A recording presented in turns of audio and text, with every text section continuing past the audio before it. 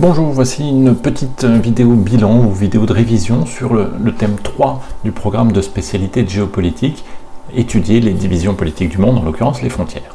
Donc une frontière, c'est une ligne administrative, juridique, construite, qui sépare deux ou plusieurs États souverains, ou un État et un espace international. Et donc une frontière, c'est une construction politique, qui va toujours dépendre d'un rapport de force à un moment donné entre les deux États de part et d'autre de la frontière. Et donc, selon les rapports de force, selon les moments, cette frontière pourra être plus ou moins ouverte ou fermée, et la frontière pourra être aussi plus ou moins matérialisée. Alors, les frontières, pourquoi tracer des frontières ?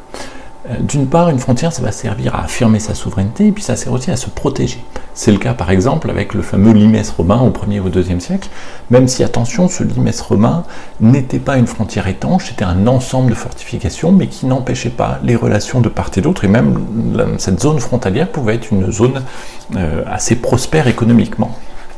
Donc ça, c'est le premier aspect. Mais la frontière, ça peut servir aussi à partager des territoires.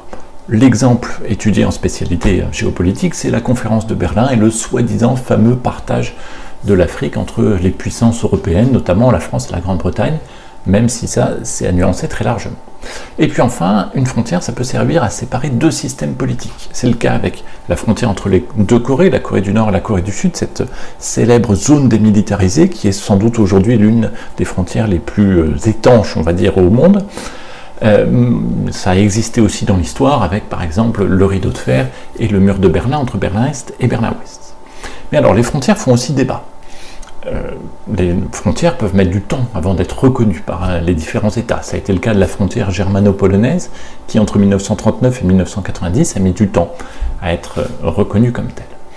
Et puis les frontières peuvent être débattues parce qu'elles ne sont pas encore totalement fixées. C'est le cas aujourd'hui pour les frontières maritimes, pour le droit de la mer, particulièrement en mer de Chine méridionale, notamment pour le contrôle de l'archipel des Spratly.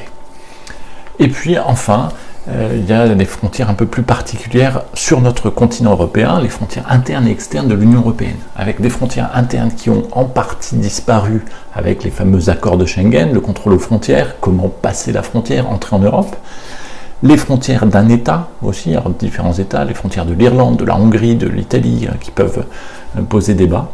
Et puis enfin, les espaces transfrontaliers au sein de l'Union européenne qui sont de plus en plus nombreux et où se multiplient à la fois les accords d'échange et puis les échanges aussi migratoires entre travailleurs. Bien, donc sur ce thème 3, beaucoup de points, mais cette petite vidéo c'était juste pour remettre les choses en place. Donc les frontières, ce thème de géopolitique de spécialité s'articule autour de ces 3 points. Tracer des frontières en débat, et puis les frontières internes et externes de l'Union européenne. Voilà pour ce rapide résumé.